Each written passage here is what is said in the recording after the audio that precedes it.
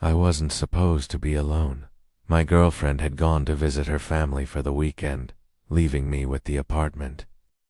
We'd just moved into this rented place 2 weeks ago, a small but cozy flat on the third floor of an older building. In the center of town, everything still smelled like fresh paint and cardboard boxes. It was a normal Saturday night. Cooked, played some music, scrolled through YouTube. By 11 p.m., the city outside had quieted down to the occasional car and the hum of the street lamps outside the window. I was brushing my teeth when I noticed something strange in the mirror, a faint glow behind me from the spare room. We hadn't even unpacked anything in there yet. It was just boxes and old shelves. No lamps, no bulbs in the ceiling socket yet. I knew that room was dark earlier. I turned off the bathroom light and stepped toward the door of the spare room. Heart already ticking up a beat. It was open about 6 inches, enough to see the glow, but not the source. It wasn't a harsh light. It was soft, almost like candlelight, warm, flickering, but we didn't own any candles. I pushed the door open slowly. The room was pitch black, no glow, no light, no sound, just the cold, heavy feeling of being watched. I flipped the switch. Nothing. Still no bulb, just empty shadows. I backed out, closed the door tight. Maybe I was tired. Maybe it was my mind playing tricks. But when I looked down, the hallway, that room's door was open again. I didn't sleep. Every sound in the apartment felt amplified. Creaks, distant cars, plumbing in the walls. I lay on the couch in the living room with a blanket, watching the spare room door from across the hall. It stayed closed for hours, until it didn't. At 3:06 a.m., heard something that shattered the stillness. A whisper, soft, dry, like leaves brushing against glass. It came from the spare room. I sat up, heart racing. Then I heard a second sound. Not from the room, from my phone. A notification. When I picked it up, nearly dropped it. New device connected. Room _306 _WI-Fi. That wasn't my network. I didn't have anything named that. I turned off Wi-Fi, locked the phone. But then, another notification popped up. AirDrop request from unknown. Let me in. I threw the phone on the table and turned on every light in the apartment, but the hallway light wouldn't turn on. Neither would the one near the spare room. Only the living room light stayed on, buzzing faintly. I stood up, grabbed a flashlight, and slowly crept toward the spare room. The door was now slightly ajar again, wider this time, and that strange glow. It was back. My breath caught. I pushed the door open fully. Inside, on the floor, was a circle made of ashdot, and sitting in the center was an old flip phone screen, lit up, displaying a message. "You're in my roomie, backed out." I don't remember locking the door, but I know I ran to the kitchen. Grabbed the biggest knife we had, and sat on the couch, calling my girlfriend over and over. No answer. At 3:21 a.m., the lights flickered all at once. The living room light shut off. It was plunged into a darkness I can't describe. Not just the absence of light. It felt thick, suffocating. I turned on the flashlight again and pointed it toward the hallway. The spare room door was now wide. Open. Something glinted inside. I stepped forward, slowly, knife trembling in my grip. Inside the spare room, the floor was no longer wood. It was glass, or what looked like it. Underneath it, me. A perfect reflection. Same clothes, same flashlight, same knife. But my reflection wasn't moving the same way. It was smiling. Grinning. I took a step back, My reflection D-I-D in single quotes. It raised its hand, knocked 3 times against the glass. Knock. Knock. Knock.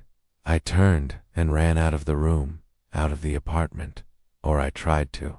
The hallway outside was gone. It's more dark, endless black.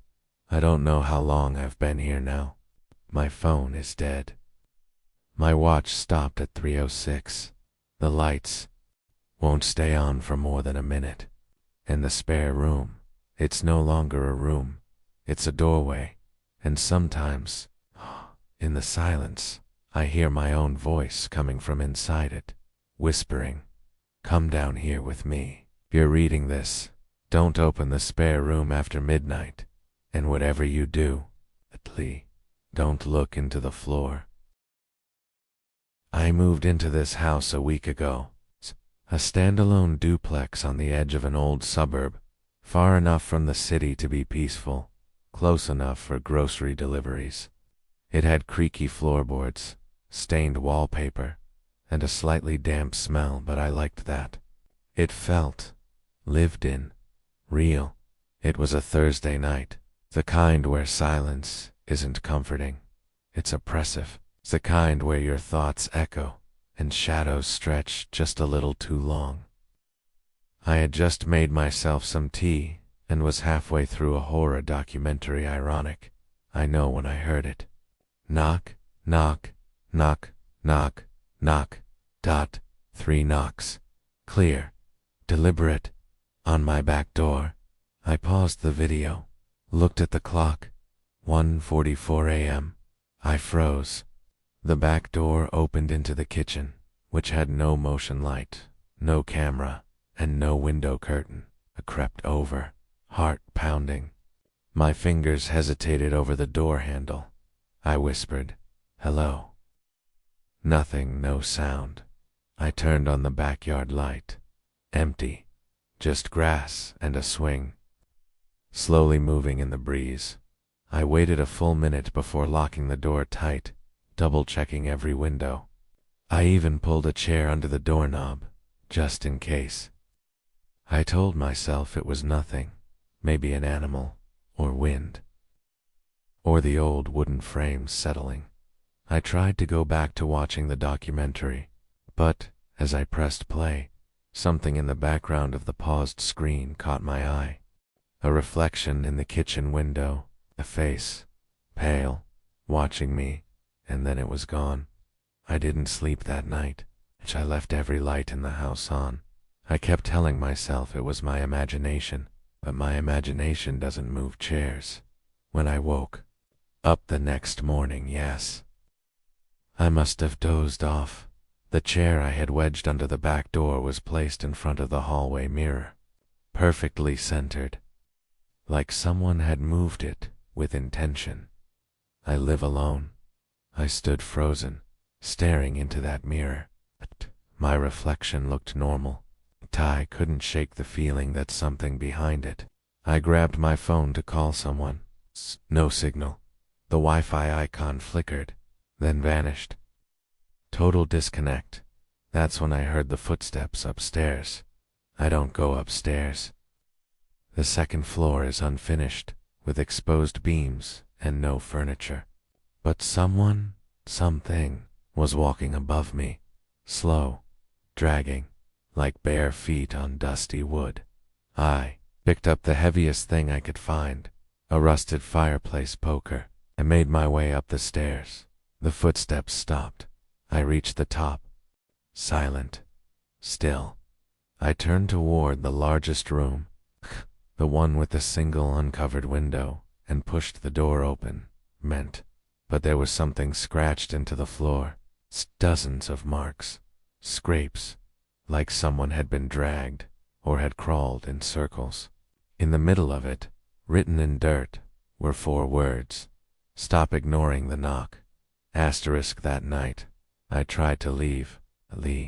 I packed a bag, grabbed my keys, and walked straight to the front door. It wouldn't open. The lock twisted, but the knob wouldn't budge, like the door was fused to the frame.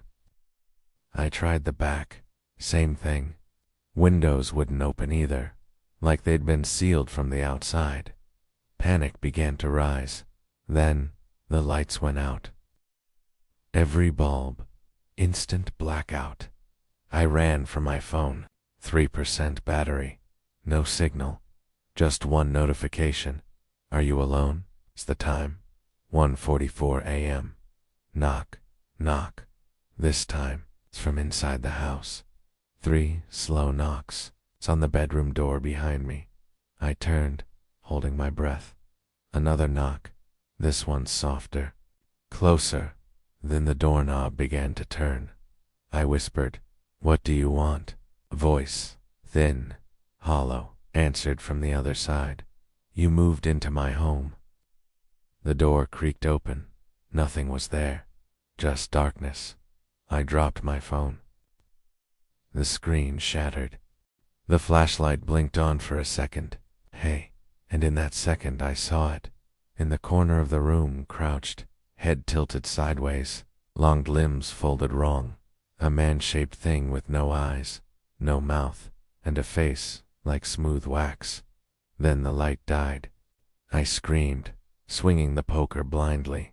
When the sun rose, I was on the bedroom floor, alone, the door shut, no scratches, no voice, everything normal, except I never opened that door, and every night since then, at 1:44 a.m., I hear it knock, knock, knock. I never answer, but someday I think I might, and I know that when I do, I won't be alone anymore. It started with the wall. I was alone that night. My roommate had gone out of town, and I had the apartment to myself. It wasn't particularly old or creepy. It's just a one-bedroom rental on the 3rd floor of a quiet, mostly empty building. The kind of place where you hear every floorboard creak and pipe groan dot around midnight. I was lying in bed, scrolling through my phone, when I noticed something strange. A faint ticking sound, not like a clock, softer, more organic. I paused my music and sat up. The sound was coming from the wall next to my bed, the one shared with the empty adjacent apartment. I pressed my ear to the wall. Tick, tick. Then it stopped, replaced by something worse. Breathing, slow, uneven, right behind the drywall. Deep inhale, shaky exhale. Like someone was standing just inches away on the other side. But there was no room behind that wall. It's just pipes and beams. I stood frozen, heart pounding. Maybe air in the vents. Old pipes, Adana breathing. Mimicked me. When I held my breath, it did too. When I exhaled sharply, so did it. I backed away and turned on all the lights in my room, sat on the floor. I stared at the wall for nearly 20 minutes. Then, in the silence, I heard something scrape across the other side, and the paint, I swear, looked like it shifted, just a little, like the wall was breathing back. Asterisk the next night, I didn't sleep. A tie. I moved into the living room with my blanket and headphones. I even tried calling a friend, but no one picked up. Ty decided to keep all the lights on and binge watch. Something, anything, to drown out the memory of that horrible breathing. Around 2:13 a.m., the lights flickered. Then I heard it again, not breathing this time, whispering. I muted the TV. It was coming from the power outlet on the wall across. From me.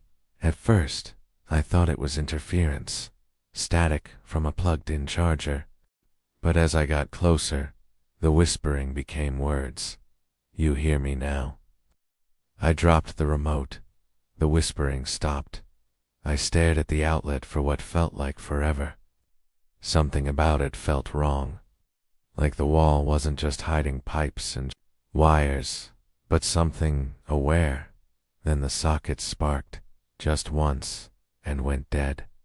I backed away. but then noticed my bedroom door was open.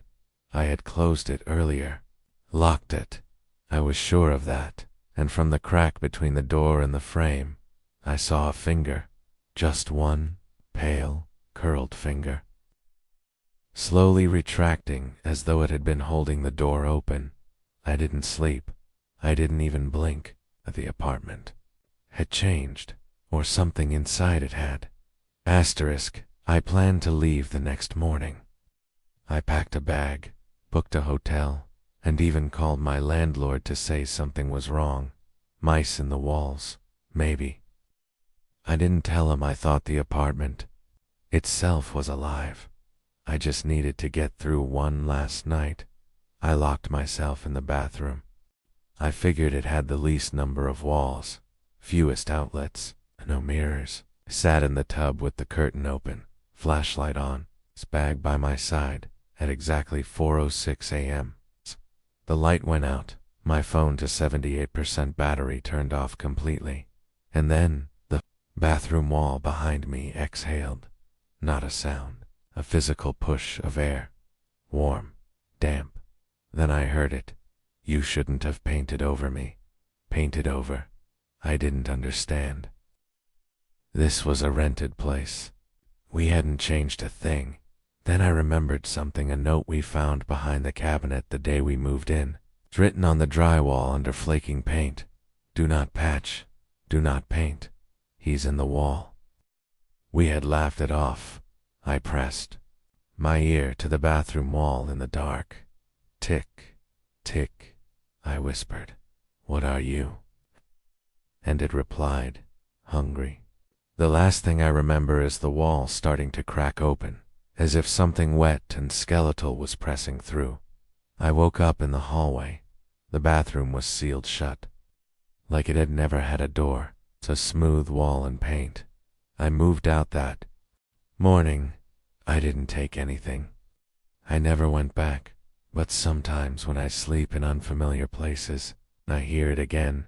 Tick, tick. Then the breathing begins, and I know it's found me again. Asterisk. It was around 12:17 a.m. when I first noticed the light. I was alone that night. Just me and my dog, Mocha.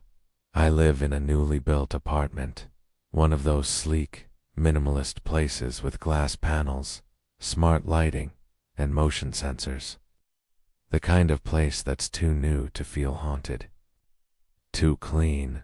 Too connected. My girlfriend was visiting her family for the week, and I had the flat to myself.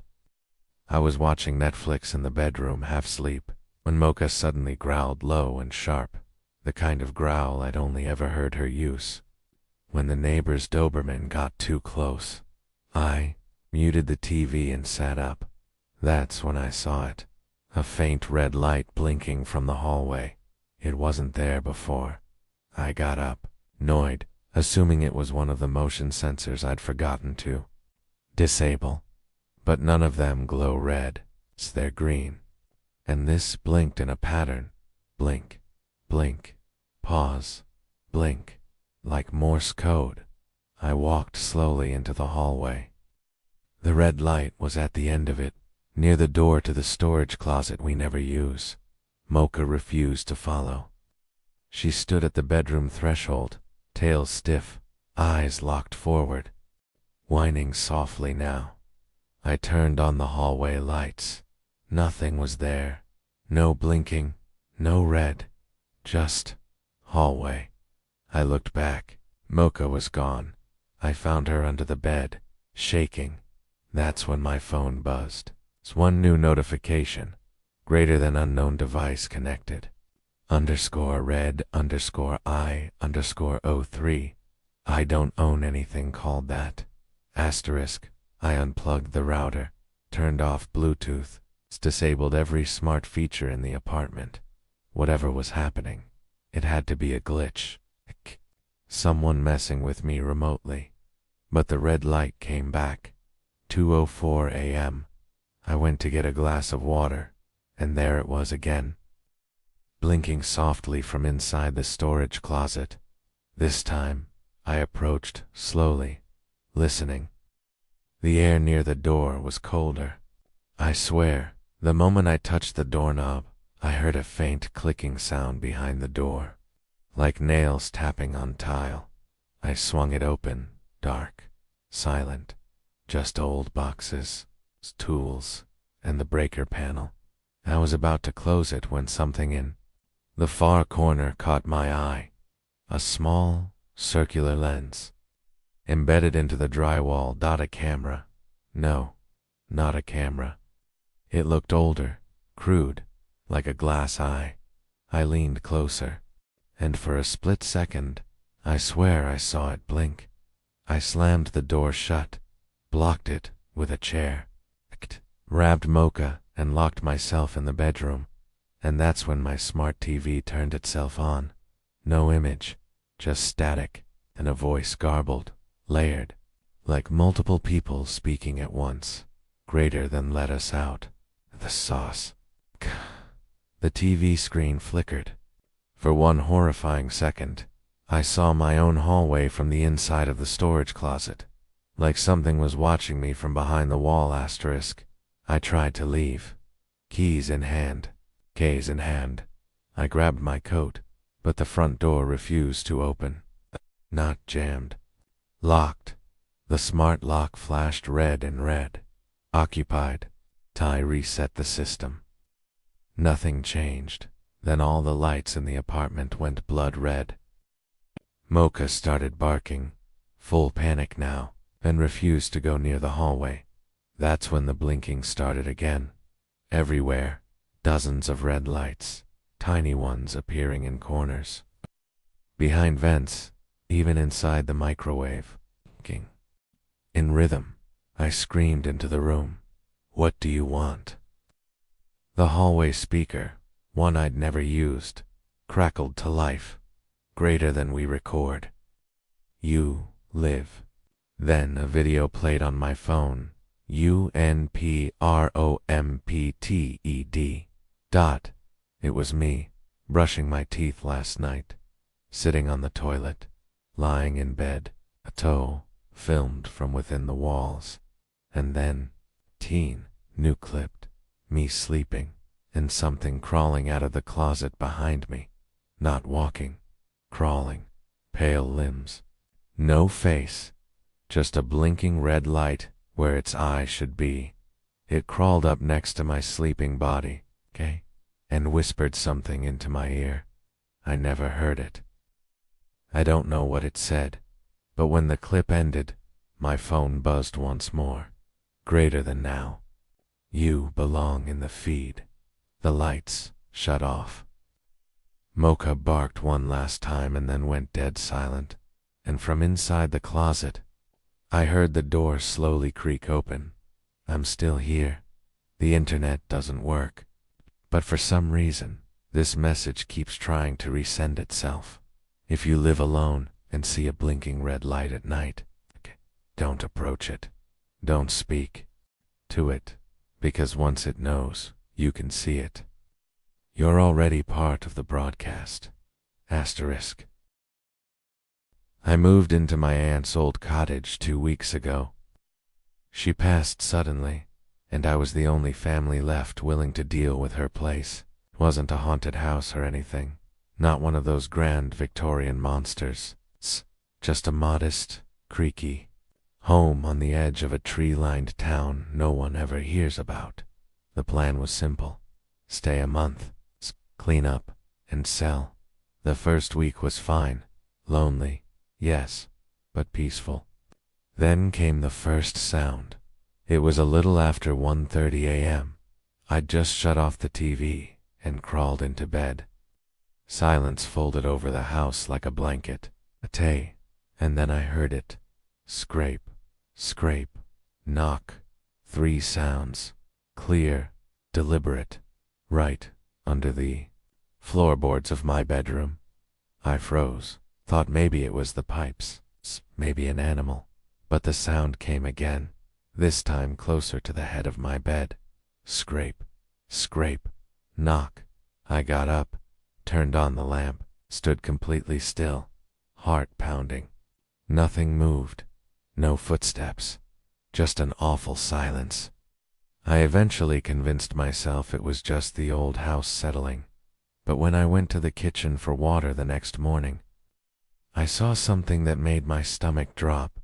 On the wooden floor in front of the basement door were 3 fresh scratch marks, and beneath them, a single, perfect, knuckle-shaped dent. Asterisk, I didn't want to believe it was anything unnatural. I checked under the house that day, a tight crawl space that smelled of damp soil and mold. Nothing but cobwebs and crickets. No signs of animals. Nothing living. Nothing dead. That night, it happened again. Scrape, scrape, knock, same pattern. Louder. This time, it was beneath the bathroom on the other end of the house. I ran out of the room, flicked on all the lights, and stood staring at the basement door. And then I noticed something new. The key to the basement, the one I always kept in the bowl on the counter, was in the lock dot, half-dash turned dot. I didn't touch it. I just stared. Moist air began seeping out from underneath the door, the same earthy smell I'd noticed in the crawl space. But I had closed that hatch. I pushed the key back, locked the door tight, and taped it shut. But at exactly 2:33 a.m., I woke up again. The scratching wasn't under the floor this time. It was in the walls. Scrape, scrape, knock, from inside the drywall right behind the headboard of my bed. I didn't sleep that night. I sat in the living room with a flashlight, and every light on, watching the hallway, waiting. The scratching stopped. The knocking, DIDN single quotes, it just kept going. Over and over. Knock, knock, like someone stuck in the walls was knocking to be let out. Asterisk, the next day, I called a contractor. Told him I thought there was someone living in the walls. He gave me a weird look, but agreed to inspect the crawl space and basement. He never came back up. After 30 minutes, no answer. When I finally went down the basement stairs, I found his flashlight on the dirt floor, still on, pointing toward the far wall, where the old crawl space hatch was dot. It was wide open, scratched from the inside. The wooden beams around the hatch were dug into, as if someone had been using their fingers over and over to claw their way out. Blood, bits of what looked like nails, and a message etched in the concrete beside it. Greater than he sleeps in the floor. Don't stomp. That night, I left, packed everything and drove 6 hours to my sister's house. I didn't even lock the door.